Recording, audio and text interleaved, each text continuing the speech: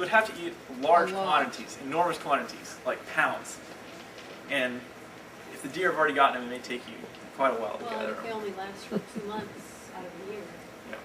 They're probably still going to be there because the vines are going to keep growing, but they're going to be at the tops of the trees. Oh. Now, growing near the smilax with greenbrier, you're often going to find wild grapes. Little grapes down here. Later in the year, in the fall, they're going to swell and they'll get darker, turn purple. A lot of them will fall. You can just gather them off the ground, or you can just pick them from the vine.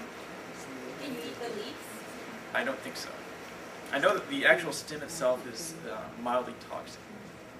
I don't think you can eat the leaves. So can you eat the grapes? The grapes? Uh-huh. Absolutely, yeah. They're great. When they turn purple? Yeah, you can just eat them like that. You can make jams. You can make juice out of them. It's like a vine, because I've seen it grow Yeah. on the fence. No, and I'm like, some of our grapevines will be this thick. Some of them are hundreds of years old and they'll be growing way up in the trees. I have some on my property. Is it good to water? Because I just noticed that if I don't water it, I don't know. I've never watered my grapes before, but they tend to grow in areas with more water. And like along Guadalupe River, you'll see a lot of very healthy grapevines there. And that's probably one of the better places to gather grapes. Are those normal grapes? They're probably not the same variety of grapes that you find in cultivated, like muscadine grapes or something like that. They're going to be a little bit more sour. They're not going to have the sweetness of store-bought grapes. Will they stay green like that, or they turn No, to they'll turn purple. Oh, they do. do they turn purple before they fall off? Yes. We have them growing up in our oak tree that's hundreds and hundreds of years old. Do they always grow up in the trees, or do they just grow everywhere?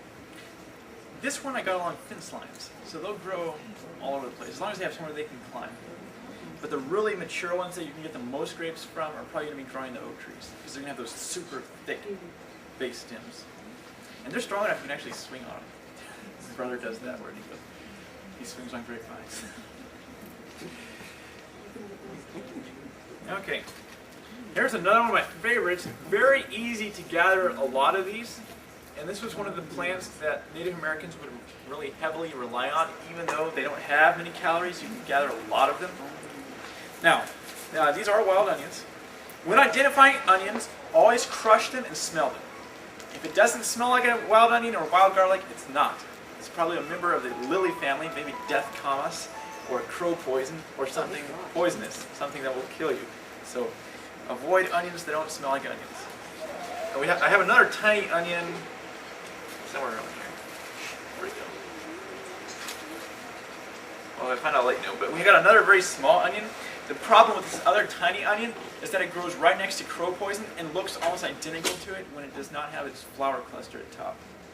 now the pods up at the top, can you save those and grow more? Like, Yep. Or just Yeah, just like eat them cultivated and grow onions, them? these are the new onions starting to grow, and you can break these off, and each one will grow a new onion. The smaller one goes to seed. This one is more of a small onion starting to grow at the top. And the way the Native Americans would utilize these, they contain a compound called inulin. So the majority of the calories that are in an onion can't be digested raw. And what they do with these is they gather thousands of them and cook them underground for several days, and it converts some of the toxic substances or undigestible substances into something you can actually digest, starches and sugars. I'll talk more about earth ovens when I get to soap. So it's poisonous to you or not? All onions are poisonous if you eat them in huge quantities. I'm talking if you're eating pounds and pounds of onions. Also, Which you're probably not going to do because they're very, if they're raw, they're going to be very, have a strong flavor, you know? You don't want to eat a whole onion, a big fat But onion. if it's sauteed or whatever, it's No. When you cook them, it's gonna degrade some of those toxic compounds.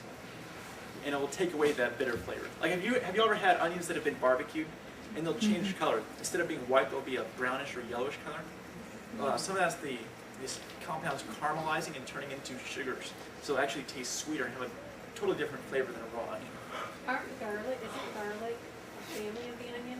Because you're encouraged to eat a lot of raw Yeah. garlic. for They're all relatives. The plants are going to look almost identical. One of the important things of telling these apart from crow poison, the crow poison is not going to have these little round things on it. The seeds themselves will be flat instead of kind of a rounded or half moon shape that the onions are going to have. The flowers themselves of crow poison are white. The petals are more separated, in the wild onion. They're pointed, and they've got like a yellow anthers in the middle. Anthers and stigma. Can you tell me what's the substance that's poisonous in the onions? Do you know? I know there's some kind of alkaloids, saponins, probably saponins. They're not the deadly poisons. They're not going to kill you unless you consume it like 10 pounds or something in one day. Okay. Yeah, a lot of the poisons from some of these plants, like we won't get to milkweed and stuff, they're going to really upset your stomach. And if you were to eat enough of them, it could start messing with your metabolism. The leaves you can use like green onions, Oh yeah, yeah. basically, and then saute the I don't think balls, anyone's going to have a problem with being Yeah. poisoned from onions. No one's going to eat that much.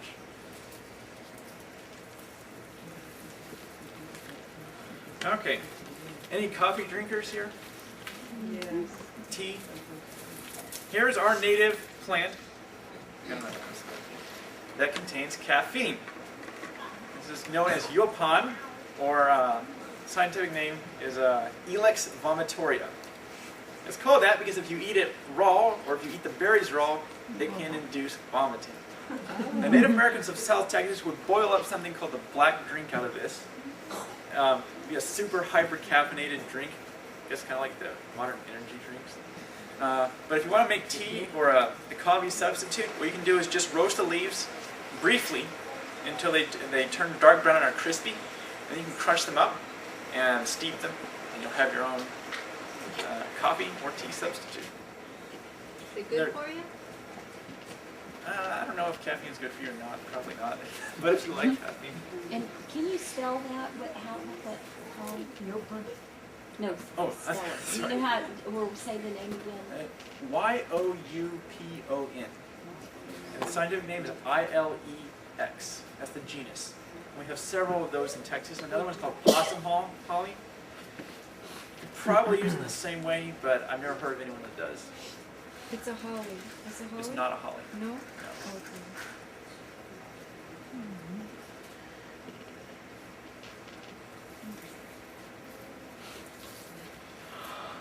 Okay, don't want to skip any. Okay, here we've got some poisonous plants. Now this plant family has an inordinately large number of toxic plants. So if you can learn this family and learn to recognize it, that'll really help you out.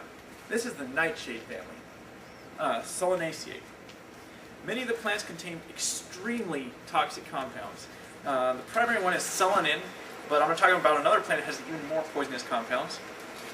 This is your regular nightshade. What does this look like? What garden plant does this look like? Dandelion. Anyone grow eggplants? Oh, yeah. Eggplants, tomatoes. Now, get this. Eggplants, tomatoes, and potatoes are actually members of this family. They're actually members of the nightshade family.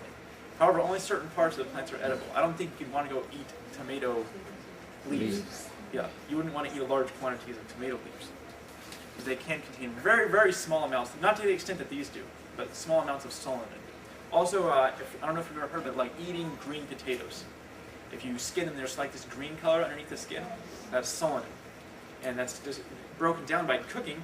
But there have been instances of families that were relying entirely on potatoes and failed to take off that green covering and were poisoned and died from eating those potatoes. Another major member of this family are the jalapenos, the chili peppers.